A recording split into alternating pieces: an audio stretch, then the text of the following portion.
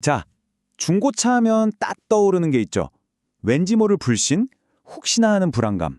바로 레몬마켓이라는 단어일 겁니다. 그런데 만약에요, 이 혼탁한 시장의 판을 완전히 뒤집고 신뢰 그 자체를 팔아서 돈을 버는 회사가 있다면 어떨까요? 오늘 분석에서는 바로 그 주인공 K카에 대해 이야기해 볼 건데요. 과연 이 회사가 중고차 시장의 혁명을 이끌고 투자자들에게 정말 달콤한 수익을 안겨줄 수 있을지 한번 깊게 파헤쳐 보겠습니다. 사실 예전부터 중고차 시장은 레몬마켓의 교과서 같은 곳이었죠. 판매자는 어떻게든 차의 흠을 감추려 하고 구매자는 혹시 내가 속는 거 아닐까? 계속 불안해하잖아요. 이런 정보의 불균형 때문에 결국 시장에는 질 나쁜 매물만 가득하고 서로 믿지 못하는 악순환이 계속되어 왔던 겁니다. 바로 이 지긋지긋한 불신의 고리를 끊어버리겠다고 나선 회사가 있습니다. 네, 바로 오늘 우리가 이야기할 K카입니다. 과연 K카는 이 시장을 정화하고 새로운 신뢰의 제국을 세우는 진정한 게임 체인저가 될 수 있을까요? 자, 그럼 첫 번째로 K카가 도대체 어떻게 이 시장의 판을 바꾸고 있는지 그들만의 핵심 비법부터 한번 들여다보겠습니다. K카의 가장 강력한 무기는요, 바로 수직 통합 모델입니다. 이게 뭐냐면 마치 농부가 밭에서 직접 키운 신선한 채소를 소비자 식탁까지 바로 배송해 주는 것과 같아요. K카가 직접 차를 사서 꼼꼼하게 진단하고 상품으로 만들어서 판매 후 관리까지 모든 걸 다 책임지는 거죠. 단순히 중간에서 중개만 하는 게 아니라 이건 K카가 보증하는 차입니다 라고 도장을 쾅 찍어주는 겁니다. 신뢰는 바로 여기서 시작되는 거죠. 이 매출 구성을 한번 보세요.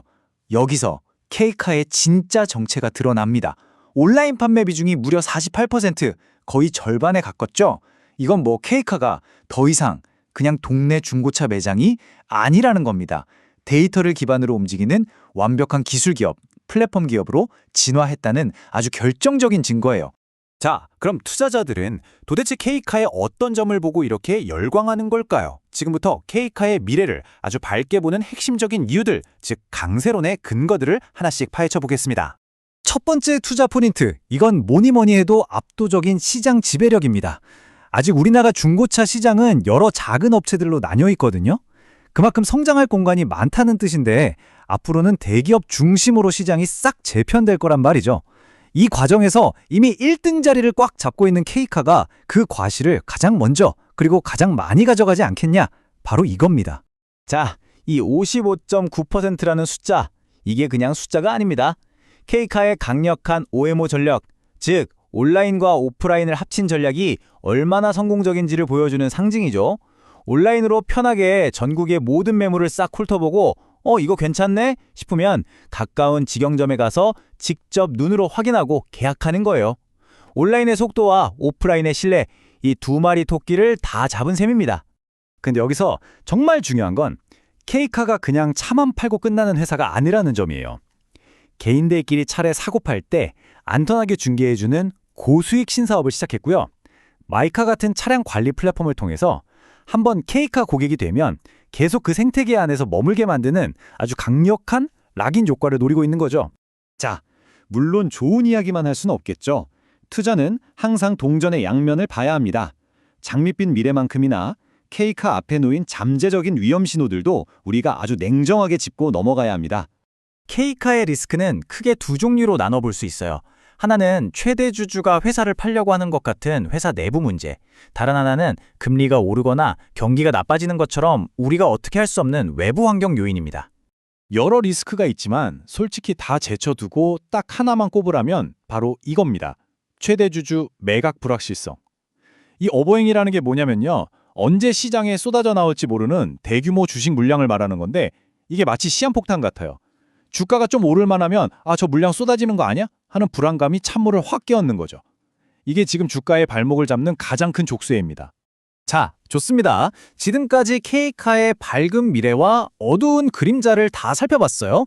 그럼 이 모든 걸 종합해서 우리는 과연 어떤 투자 결정을 내릴 수 있을까요? 최종 전략과 결론으로 들어가 보겠습니다. 자, 밸류에이션, 그러니까 기업 가치를 한번 따져볼게요. 솔직히 말해서 PER이나 PBR 같은 지표만 놓고 보면 K카가 와, 엄청 싸다 이런 느낌은 아니에요. 오히려 좀 비싸 보일 수도 있죠.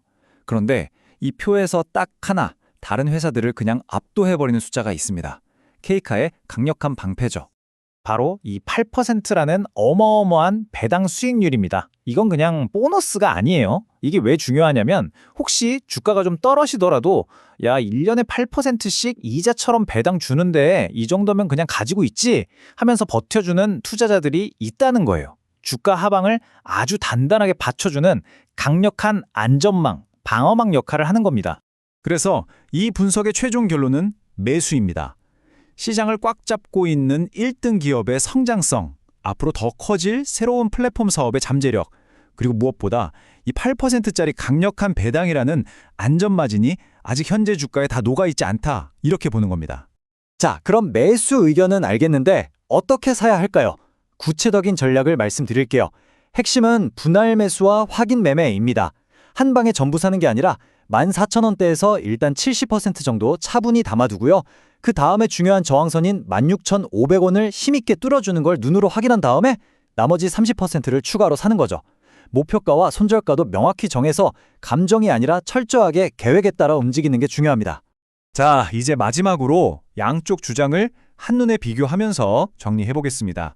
왼쪽에는 시장 지배력, 강력한 플랫폼, 높은 배당이라는 아주 매력적인 투자 포인트가 있고요. 오른쪽에는 그놈의 오버행 리스크가 버티고 있습니다.